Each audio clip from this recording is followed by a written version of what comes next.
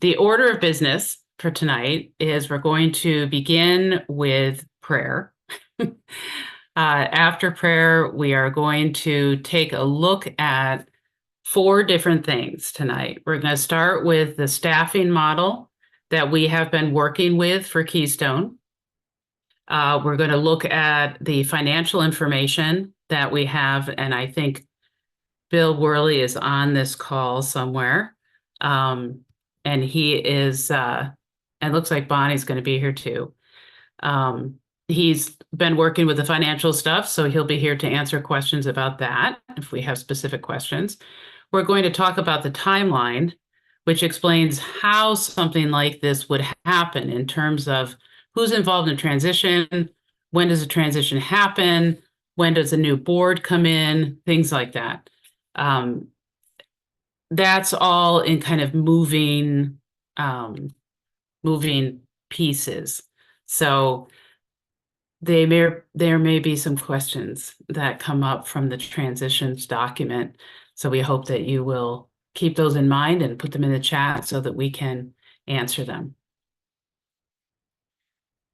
We also have on the call a number of our Keystone Working Group members.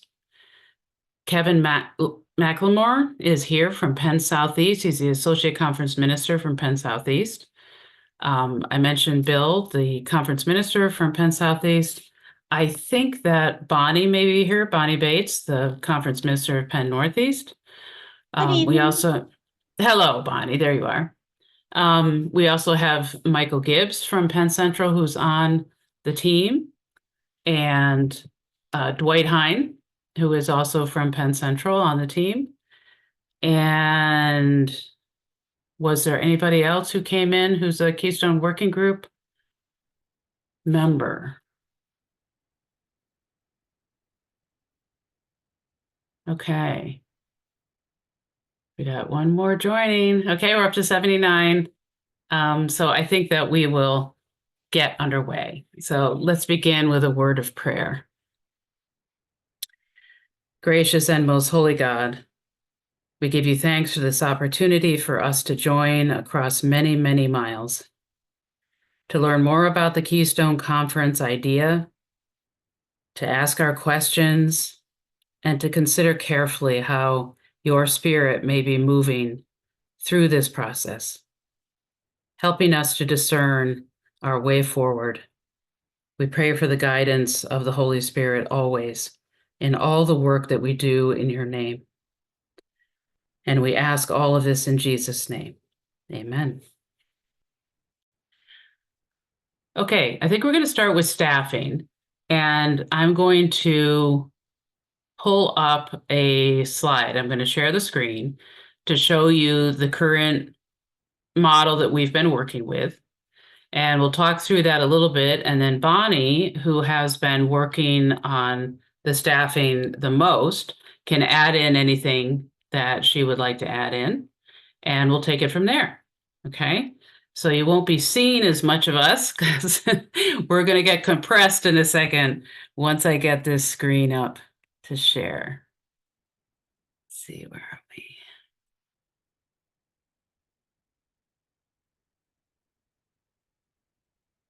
Okay.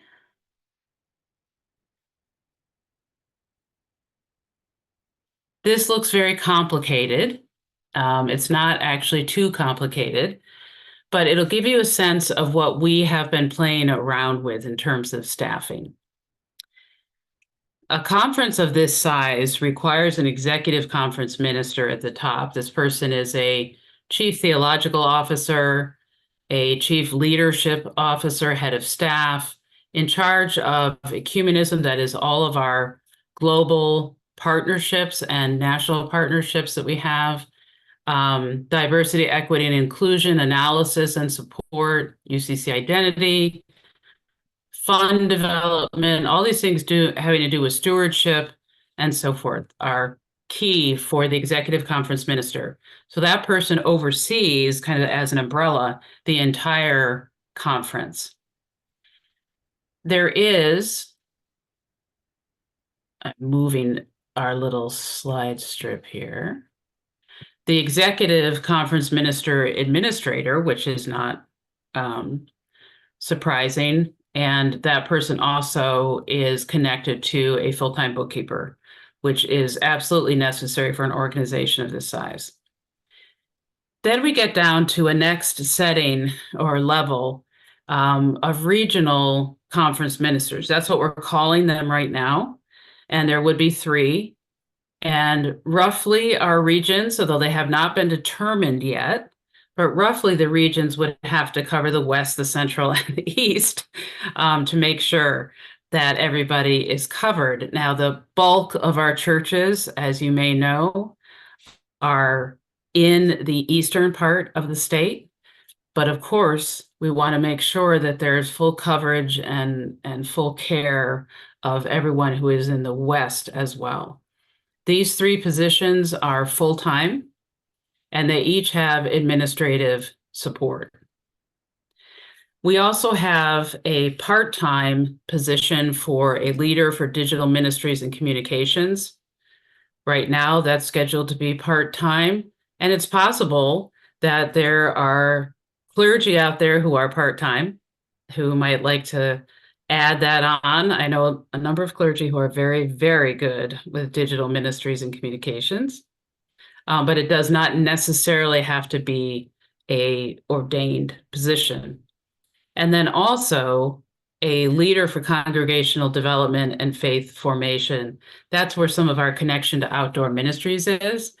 It's also where we're putting our focus on leadership development, which is one of the big pieces of the vision of Keystone that we've had as we move forward. One of the questions you might have has to do with the pastoral care of individuals and churches and so forth in each region. The regional conference ministers will contribute to that. Our hope is that we can also establish some chaplains in areas that will be able to cover some of those pastoral care needs. The diversity, equity, and inclusion, which I'm sure many of you have heard about, is a responsibility of all of the staff that will help us to be a fully diverse and inclusive conference. There is a conference board, and the board will function as any board in the conference does to establish the goals and the strategies, particularly for strategic planning and vision. And the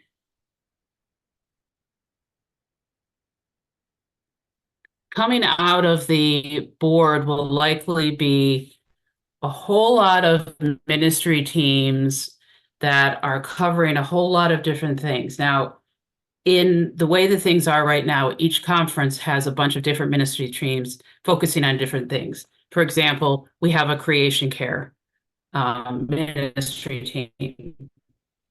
The idea is that were we to join together, the other places where there are creation-oriented teams would then be able to all come together and connect in such a way that it would be larger, it'd be better resourced, there'd be more people involved. We can start making some of these things for the entire Commonwealth. There will be other things, commissions that are overseen by the board. Commission on Ministry, for example, with the chairs of all of the committees on ministry, things like that. So as these things get, Let me take this step up this chair. is there a question there? Okay. There are a couple in the chat, Carrie. Okay. And then just quickly to finish this up, and then we can look at some questions. All of the regional conference ministers have responsibilities for search and call. They also have responsibilities for working with the committees on ministry, authorization and oversight, the things that are done by associate conference ministers now, but they'll be done on, on a larger scale. And so we're going to need a lot of shared leadership and participation from associations or from those folks in the Northeast who are used to functioning as the conference, as an association, to make those connections and get some of that work going for committees on ministry and so forth to come together and start doing some of this work together. That's going to be very, very important. So let's see what we've got here. Somebody want to?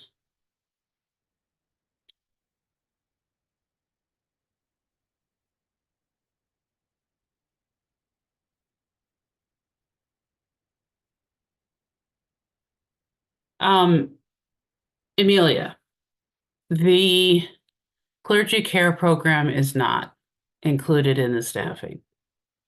That was something that we looked very seriously at, and we were not able to include it given our financial constraints. So that was a hard decision, but it is not included in this. How we're going to do pastoral care is something that needs to be talked about and planned and brainstormed about. Absolutely. And I hear you because I know it's a very important thing to you. Yes, there is the one regional conference minister has an admin support to themselves, and two others share one. And Bonnie, did you want to say something about that? You were talking about that the other day, I thought, in a really good way to Yeah, clarify I'd be that. happy to. You'll notice too, there are connecting lines between the regional conference ministers. So we anticipate that they're going to work as a team in a lot of ways. We also anticipate that one or more of them may have expertise, either primarily in search and call or in support for committees on ministry and or in clergy development.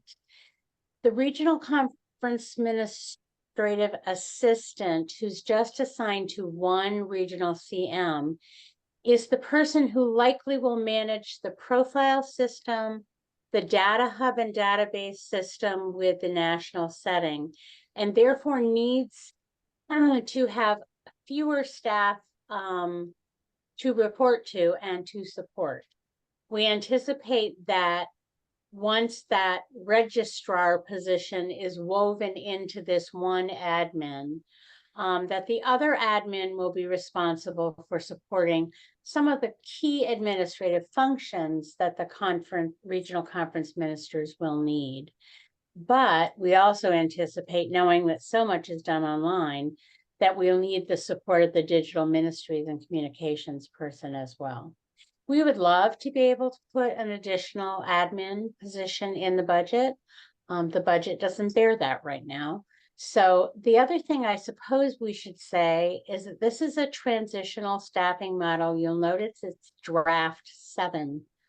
That means that we have been for the last 2 years working on a way to put together a staff that we believe will support the congregations and the pastors while recognizing we needed to stay inside a budget.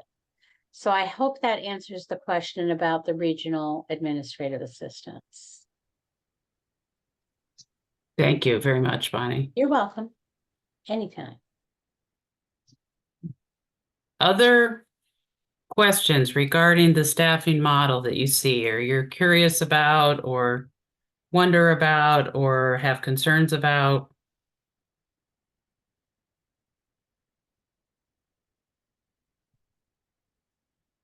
It's going to be this is a major change. This will be a big change that will require some changes in expectations as well. Expectations for leaders and also expectations for folks in the pews and at association settings. Carrie, can I just add one more thing? Yes, please. When you get to the timeline, one of the things you'll notice is that the work we're doing with committees on ministry and with associations to help to build their skills and their ability to manage with the support of a regional conference minister, but not necessarily the physical presence of their regional conference minister at every meeting. Absolutely. Currently, there would be 20 associations across the Keystone Conference. There is no way that these folks could be present at every meeting. But we want to make sure that the committees on ministry and the association leadership have the skills that they need in order to be able to do the work that's expected of them. So I think that's an important thing to remember, that we want to equip associations to take back the work that some staff people have been partially doing. Thanks, Bonnie. John, the process to fill the roles, we'll talk about in a minute when we do the transition timeline.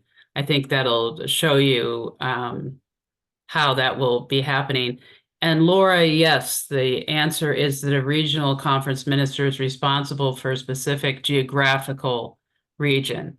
Now, those geographical regions have not been set yet, but that is the plan, that they would be responsible. And so what that means is that they're both a specialist of some kind, probably, and a generalist.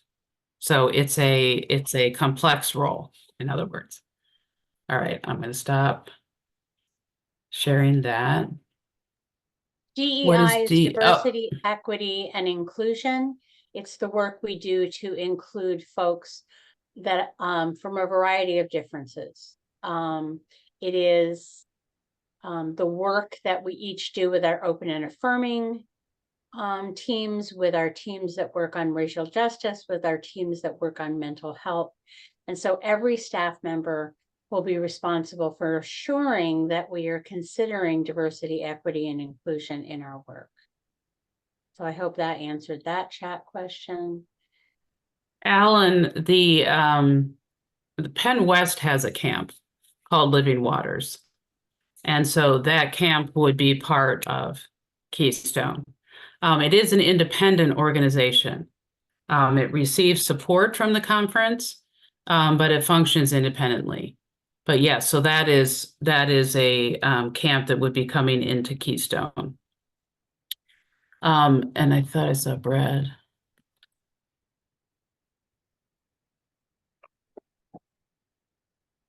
Oh, Brad. Will they be based in their regions? That's what we've been discussing, and that is the idea. At least that's been our understanding, is that they would be based in their regions. Yes. Okay. As we keep going forward, if you have further questions about staffing, include them. Just because we're going to move on to finances doesn't mean you can't keep asking questions about staffing. So I'm going to now bring up for you our financial picture.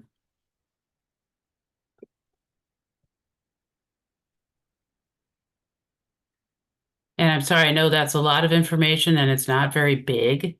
Let me see if I can get it to get a little bit bigger.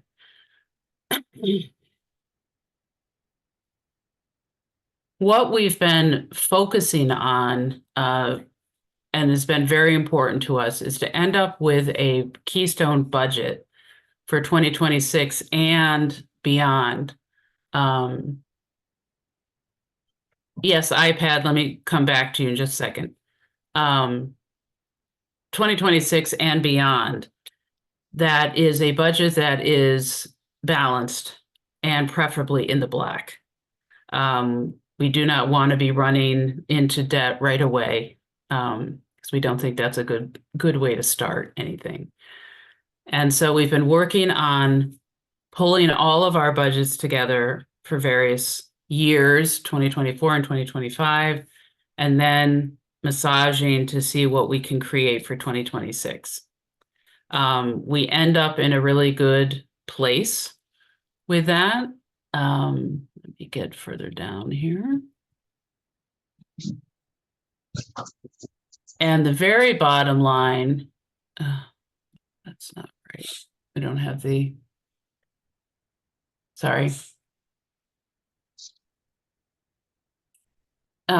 Bonnie, do you want to say something here to iPad about the board question Sure, while I sure. look for this thing? Yeah, absolutely. You'll see it also in the transition plan, and as soon as we have finished approving it, you'll see it in the new constitution and bylaws draft.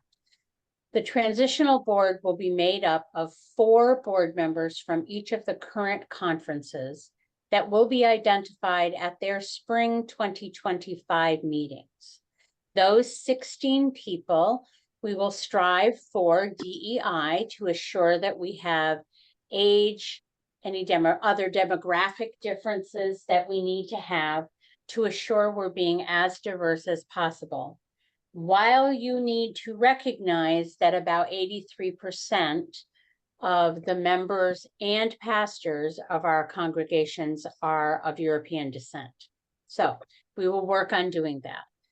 That transitional board will begin after General Synod in the summer of 2025, while the historic conference boards, that's what we call the rest of us, in the transition period, continue to function so that they can be sure that all of the tasks, legal tasks still left for the conferences to do are completed as we move into 2025 and 2026.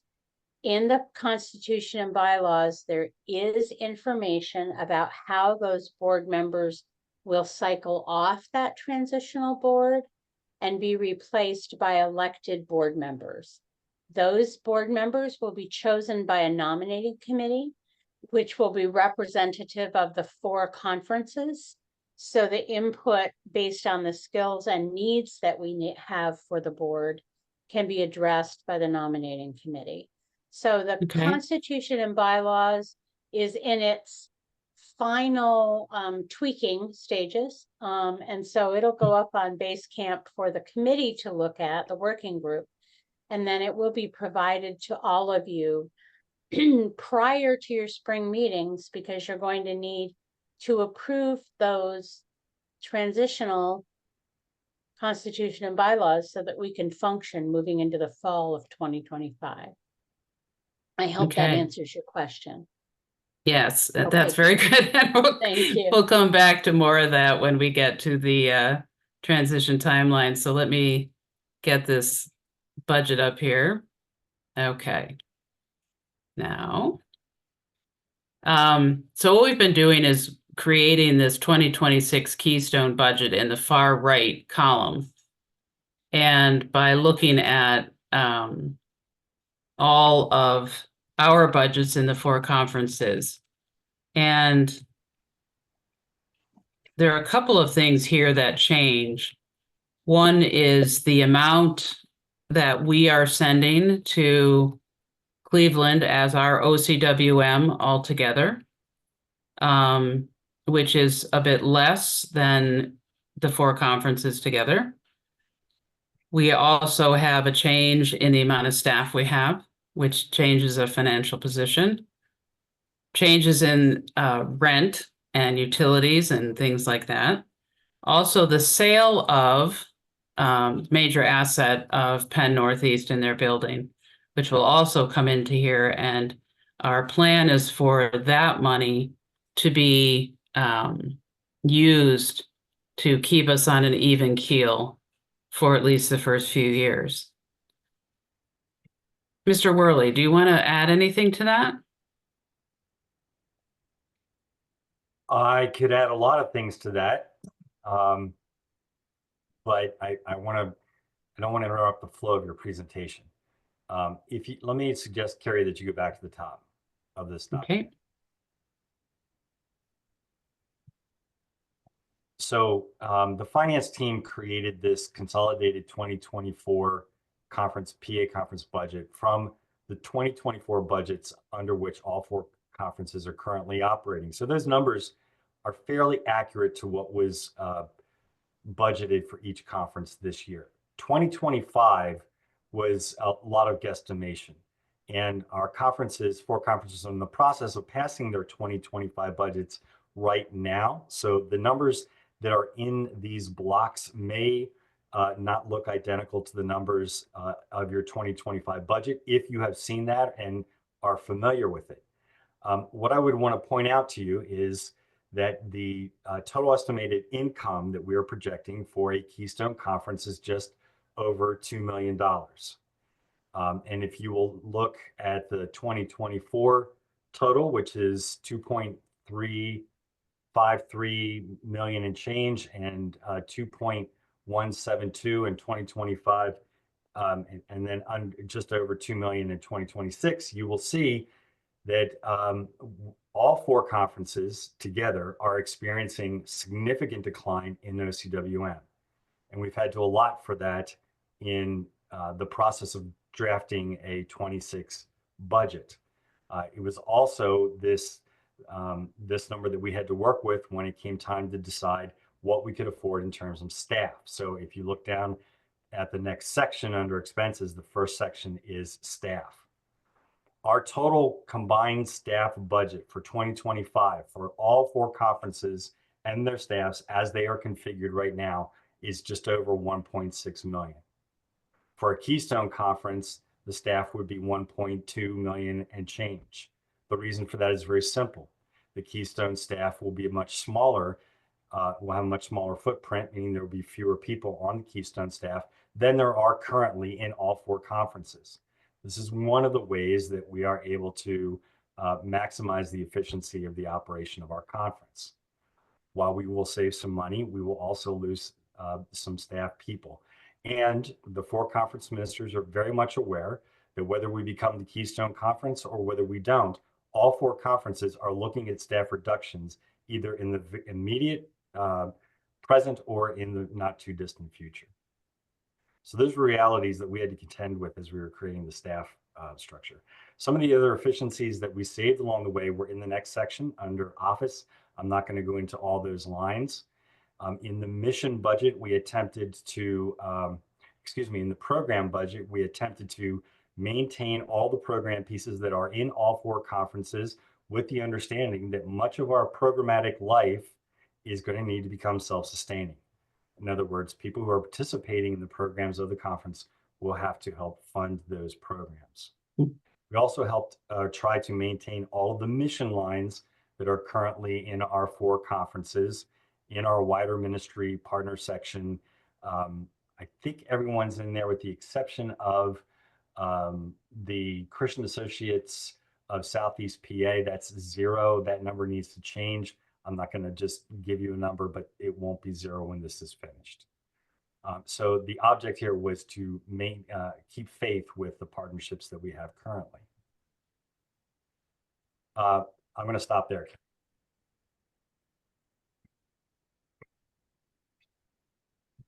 And you can see some of these pieces under UCC National Church are things that have to do with the Council of Conference Ministers. That's what CCM is.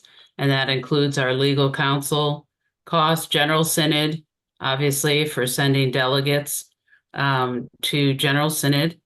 The Mid-Atlantic Regions Conferences, which is called MARC, is a group of judicatory leaders that meets on a regular basis. And then our OCWM offering is that which we give to the national setting. AM21 conference is authorizing ministry in the 21st century. It's predominantly for discussion of things related to committees on ministry, the mission that the MESA team does from national setting is usually in there. And some of our judicatory staff attend that. So we end up in a good position there at the end. Yeah, so the last thing I would point out, Carrie, is that line item number 93, you will see if you read across line 93, all four conferences are running some form of deficit budget. The 2026 Keystone budget has right now a $63,000 surplus.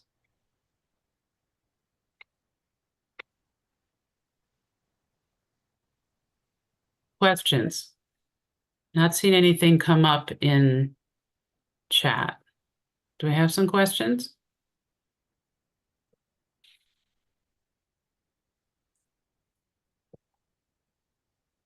It is a lot of information, and sometimes these type of documents make people's eyes glaze over. But we want to make sure that we show it in sufficient detail for those who want to be able to see it. This is an example up here at the top. The Academy of Ministry, the annual conference meeting, and clergy convocation, for example, all have 0. That's working under the assumption that they're going to be self-sustaining, that's kind of a pass-through. Let's see.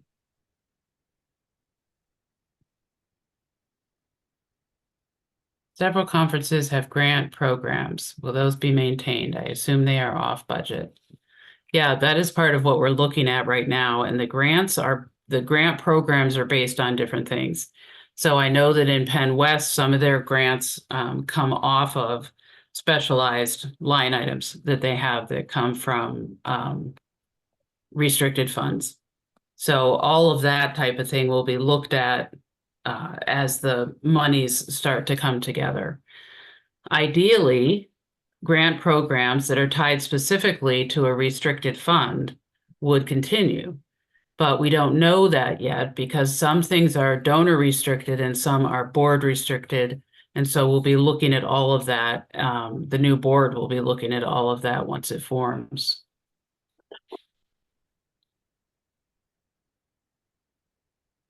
There's another question about that.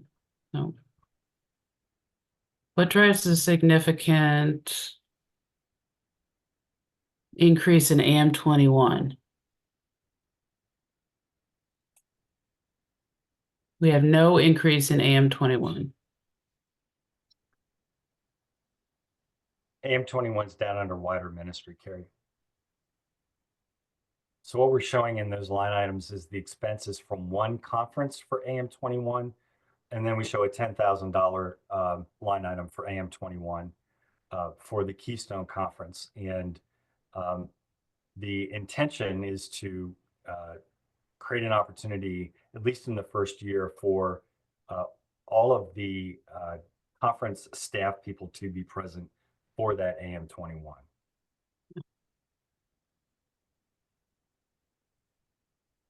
Could there be, go ahead. Was that Bonnie? No, it's just Don Quayle's one of my pastors. So it is possible that we will have virtual locations for the staff. We are not anticipating purchasing a building at all. That is not part of our plan. We will utilize spaces that are available to us that may very well be in churches. But we're not really certain about that yet. Martha, the number of General Synod delegates will not be reduced because we still have the same number of members across the entire Commonwealth, but the amount budgeted for General Synod goes down because after next year, General Synod is every 3 years instead of every 2. So we don't need to, the budget will shift as we collect that money over time. And yes, I believe that's Sean asking about Bethany Children's Home.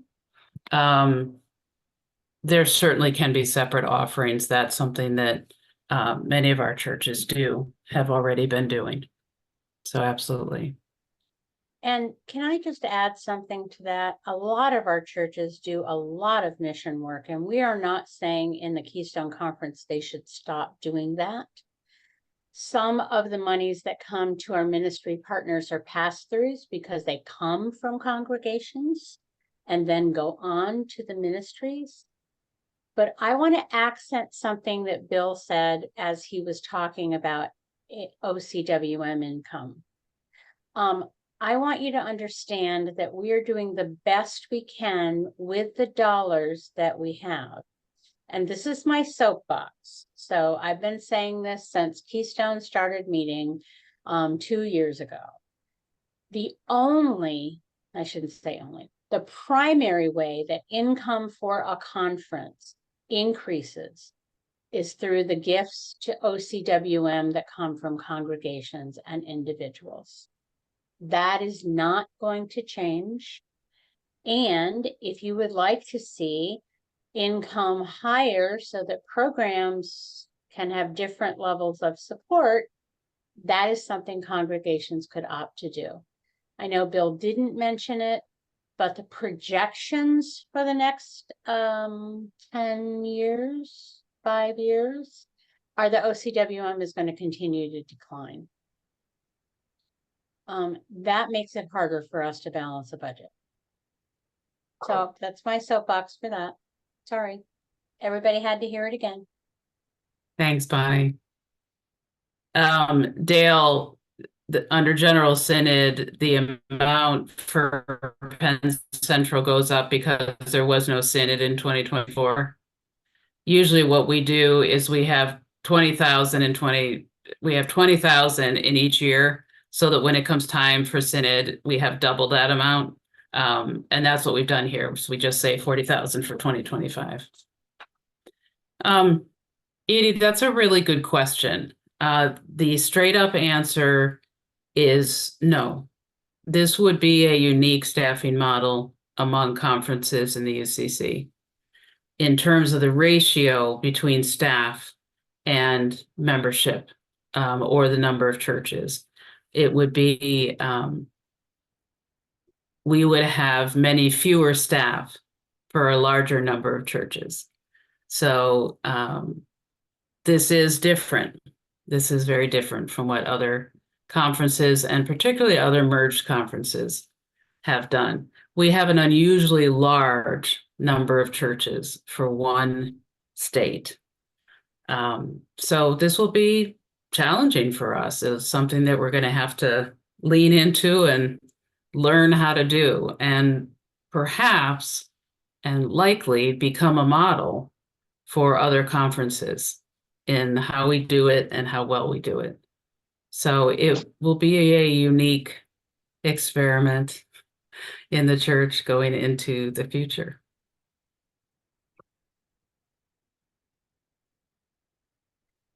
Other questions about finances?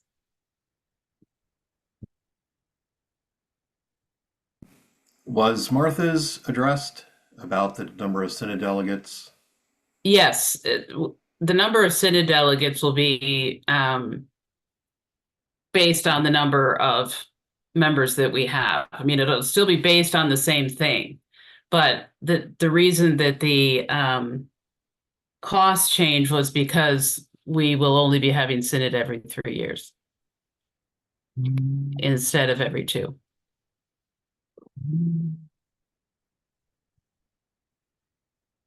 Okay. Let's take a look at this transition timeline. Oh, wait. John, let's come back. Does revival ministries equate to revitalization, things to help increase giving at the local level so that OCWM can benefit? John, can you come on and just say a bit more about that? Sure. Can you hear me okay? I'm on a weird connection. Okay, great. So so part of where my brain keeps going is that I want to make sure that we're not cutting out ministries that help support churches in ways that allow them to grow and thrive, so that they can perhaps be able to increase their number, increase their giving, increase the basically, we're always assuming a decrease in OCWM revenues, and I understand why that is, because historically that has been the case, and I'm not arguing that in any way. But I just feel that there's a great need for support in trying to reverse that trend. And I was trying to look at the budget to see where the dollars are being spent to be able to help churches reverse those trends. Yeah. A lot of that currently comes out of grant initiatives. For certainly for Penn Central, for example, we have a Church Futures Commission that works on coaching with churches and helping in turning some of those trends. And I know that Penn Northeast does a lot of that work as well, with coaching in particular. And I believe Penn Southeast has been doing quite a bit of revitalization work. So I want to make sure that that continues. I mean, that would be the goal. Because you're right, we have to have the resources to help churches that want to reverse that trend. And there are churches out there that are doing that. We have to acknowledge that this is not a story only of decline. We do have a lot of mission-based churches that are very active, and we do have churches that are growing numerically, and we have churches that are not growing numerically, but they're growing spiritually. Which is just as important, and they're acting as models for other churches. So I hear you, John. What you're saying is very important, and it's very important for us to keep in mind as we're going forward.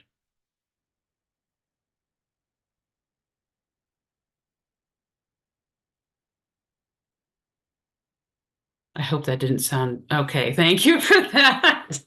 I didn't want to sound too platitudinous. Okay, let's take a look at the transition timeline, and we'll see what kind of questions that brings up. So this timeline is a living document. It's put together and has already been added to and changed and updated and so forth. Right here in the beginning, it's mostly where we are now. That is, we are currently in this time of town halls, information meetings, etc., covering the different pieces that we need you to be looking at and thinking about before the vote on November 9th. We're all going to vote simultaneously on the 9th. The vote is going to be at 11:30 in all 4 conferences. What we do prior to that 11:30 vote is different in the conferences because we have different business to do, but that's when the vote will happen. And then we will have an opportunity for all 4 conference ministers will be on a Zoom that will be broadcast into where everyone is, and we will announce the results together. Now, if the motion passes, we move forward to creating personnel policies, start work on that, and then we submit the formal motion for General Synod. Each conference has to do that by the end of November so that it can go to Synod next July and we can have that actual vote. And that will not be something that can be debated from the floor at Synod, and it cannot be it cannot be changed. The motion cannot be changed when we meet on the 9th to vote on it. It cannot be changed. And when it goes to Synod, it cannot be changed. Following that, the next most important thing is what Bonnie mentioned about voting on new constitution and bylaws, including the transition plan, and that will be at our spring meetings because we're all still together, right? We're all still together. In fact, our spring meetings come before the General Synod vote, so we'll be acting on great faith about Synod. We do not expect in any way that Synod will not support a Keystone. So the Keystone Working Group finishes their work following Synod. Penn Northeast has to move through some transitions of its own, going from a conference to an association status. And then our transitional board is established. And that's very important. It's going to be put together with representatives from the current conference boards. That needs to be put in place really quickly in June. And then they immediately get to work putting together a job description for a transitional conference minister who will then be hired or contracted. This is not a called position. The transitional conference minister is somebody who can work to bring the Keystone reality to life from the end of 2025 through 2026. Okay, so that's a person who helps with all of the transitions that need to happen in that in-between time. And there is a transitional board and officers plan, which is in the new bylaws, so you will see it, and that will go into effect in 2025. The historic conferences, that's what each of our conferences will become. And they will be skeletal boards, but they have to be in place in order to take care of the financial pieces of each conference. So, for example, if you've heard that Southern New England Conference was formed from Massachusetts, Connecticut, and Rhode Island. All three of those conferences still have a skeletal board because they are still working through all the different financial ramifications of those three conferences coming together. So we do that. The 4 conference ministers at the end of 2025 resign their positions so that would be very clear. Those positions come to an end. The Keystone Conference formally begins on the 1st of January in 2026. The transitional conference minister member has already been hired or contracted in November. So now the 3 transitional regional conference ministers can be hired or contracted, and the admins also, and then the staffing plan is in place. This is getting us into 2026, and in the midst of 2026 is when a group forms to start the process of a job description, to do a search for a settled or called executive conference minister. And that will be a national search. That and the settled regional conference ministers will also be national searches. And that is required of us in the United Church of Christ that we do that. The transitional pieces can be something that a board determines, but the settled pieces have to be open denomination-wide searches. So we'll make sure that that happens. So it would be spring of 2026 when we would have the first Keystone Conference annual meeting. And we had a great time at the Penn Stater. We don't know. We actually made money on that meeting, if you can believe it. We don't know if we would be able to meet there again or if we would be looking for someplace else that might be a little bit less expensive for people. And then we move on, and it's mostly the staffing pieces that would be going into place. Ideally, behind all of this, the committees on ministry are working. The committees on ministry may even be working to come together to start sharing various tasks, and that is happening. It's also possible in the background here that the executive committees of associations are having conversations with each other and talking about the possibility of some associations merging together. That has been talked about. Penn West is very actively talking about that. So they are moving in that direction. In Penn Central, we have not been as successful talking about that topic. Yes, Patty, the persons in the transitional positions are permitted to apply for the permanent positions. They will not be interims. They will be transitional. So yes, they will be eligible to apply for the permanent position.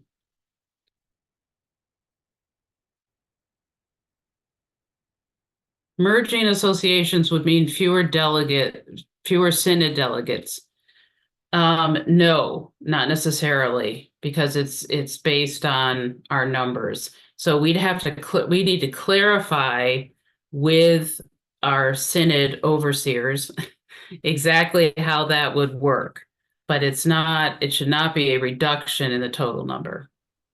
No, delegates to General Synod from conferences, not from associations.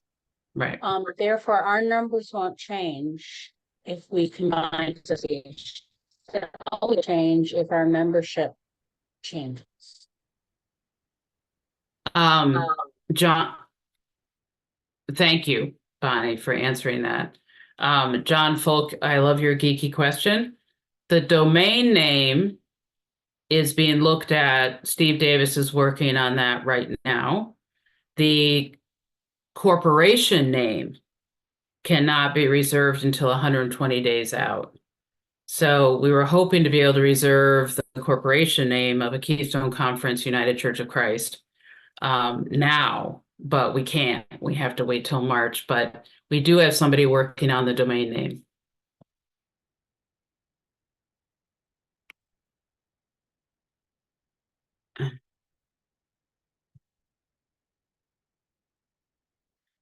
Rick, I appreciate your comment about the tasks regarding the work of the association shows no movement. Is this in progress? It is. It's still in the beginning stages, and we would need associations to give us some signals that they want to move in a particular direction. My hope is that in the months to come, we start seeing some of that, and all of that would be added into this document so that we could actually see some of this happening. I appreciate that. Julie, I'm now helping to read the German partnership team. Is there any thought with how these international relationship teams may affect it as we merge? Well, in the case of the international partnerships, likely would continue. That's the idea anyway. Penn Southeast has a little bit different relationship with German partners than we do. And Penn West has a relationship with the Philippines. Now, we're just now starting to look at what those partnerships, how they might shift or change. Ideally, if the partnership is something that is in place and strong and is already funded, we hope that work will continue, and that would be the plan. We also, Penn Central has a relationship with the church in Namibia, which has just been rebirthed as a possibility. And that is all funded out of its own special fund. So we'll be looking at that. We won't be forgetting that, Julie. Elaine, am I understanding that the transitional folks would be conducting business throughout 2026 and beyond until the permanent staff is hired? Possibly until May of 2028, depending on how searches go. Well, we're hoping it wouldn't be that long, that the searches can be done quickly. That's our goal anyway. And we hope that there would be enough interest that it would be moving along quickly.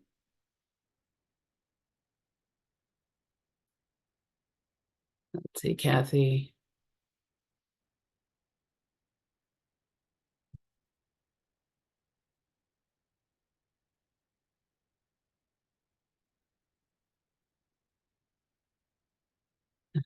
Sorry, Kathy, I can't get to the bottom of your question here.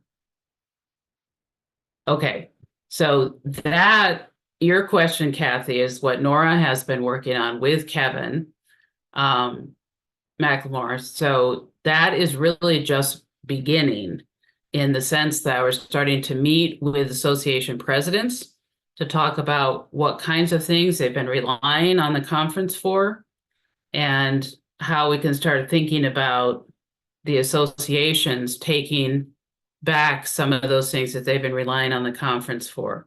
This has ended up being a little bit slower work than we expected, I think, but Kevin, you're on here. Do you want to say anything about that? No, the conversations do continue. I know I've been meeting with comm chairs and, me and Nora and others have been meeting with comm chairs. Bonnie has been doing that with me, as well as meeting with the presidents and trying to get information about what the expectations are in this new manifestation at the very bare minimum. So we just had a president's meeting today. We didn't have as much participation as we'd hoped. So we're hoping that actually more presidents will meet us in the future to talk about what their expectations are in terms of how we can resource them to be stronger associations and be a better witness for Christ in the world. So we're listening, and we plan to, Nora and I, to work together to kind of figure out some things that we could possibly propose to put together a plan for something like that with your help. Yeah, the associations, we'll just be honest, there's a spectrum on which from interest, right, in engagement. So this will be ongoing work. We've got some associations who are really gung-ho to say, okay, we're going to start taking on this work ourselves, and we really want to help, and we'll help you with search and call, we'll help with, whatever you need. And there's others who aren't so keen right away. One piece I know that is important will be assistance with search and call. Penn Northeast has search and call associates. We're going to need search and call associates.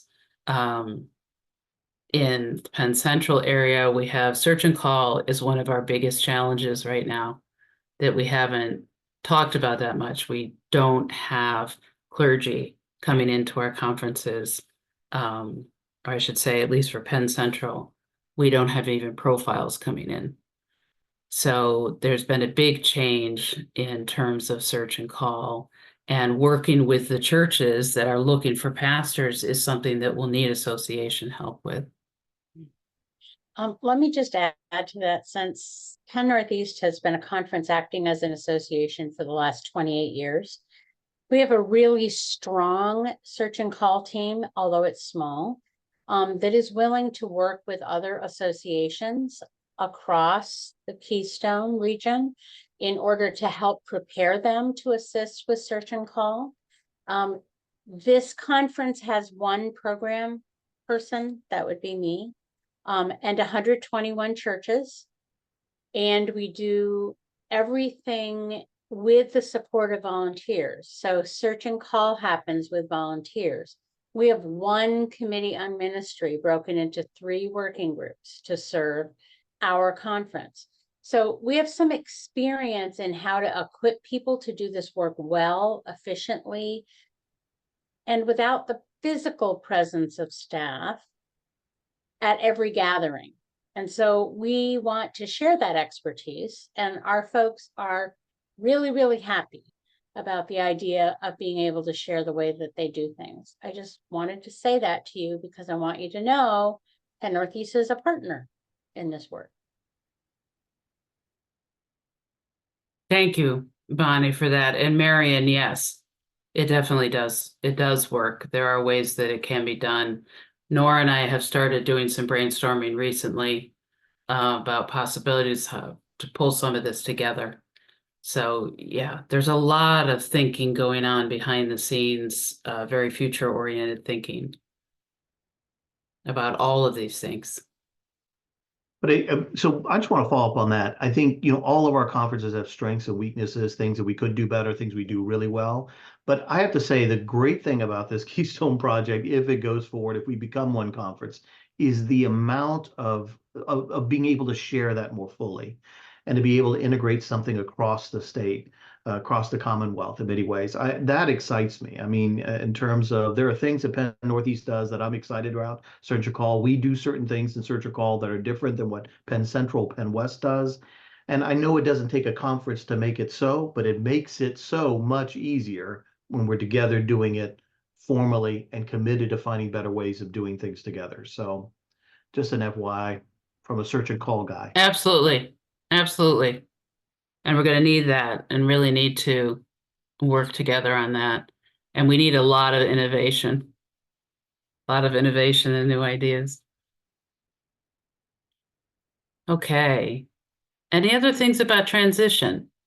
I know that that's confusing. It's meant to be a flexible plan, because we're going to need that flexibility as we encounter new challenges or new pieces that arise. We have to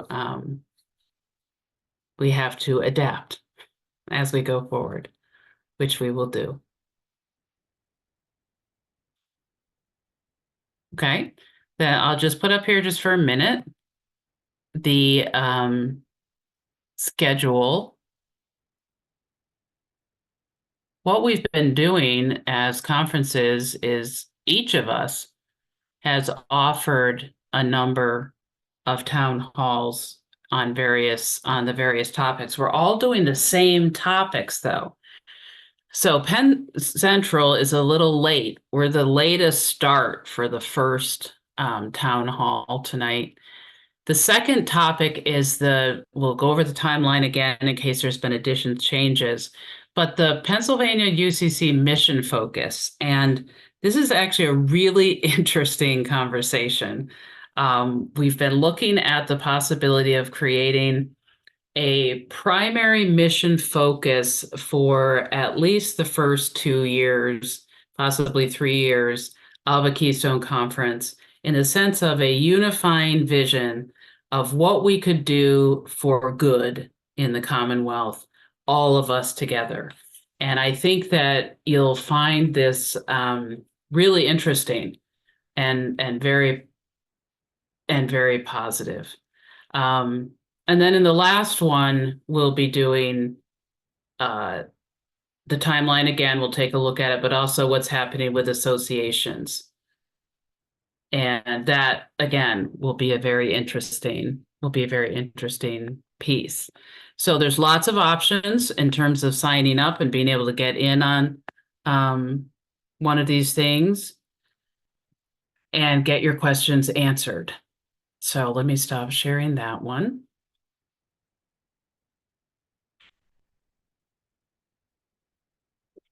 Okay.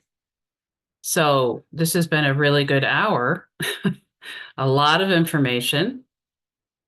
Is there anything else that people want to raise? Any other questions here toward the end? Patty, they were sent as an attachment. So you should have the slides. If you don't have the slides, please be in touch with your conference and we can get them to you.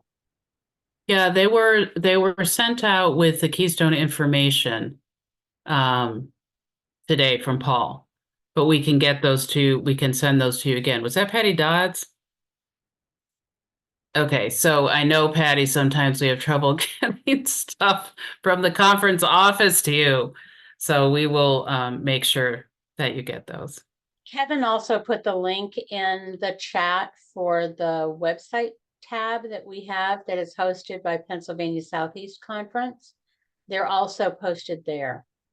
So if you're having trouble getting an email, should be able to do that. The other piece that's happening right now is that there the bulletin inserts have been coming out, and we really hope that those are showing up in the churches, because that's the best way for people in the pews, so to speak, to learn about it. And each church has 2 delegates, unless you're over 400 members. And I hope that your delegates are already in place or you know who they are. Okay. Thank Hi, you Carrie. all. Yes. Hi, This is Peter. Peter Billings. Hi.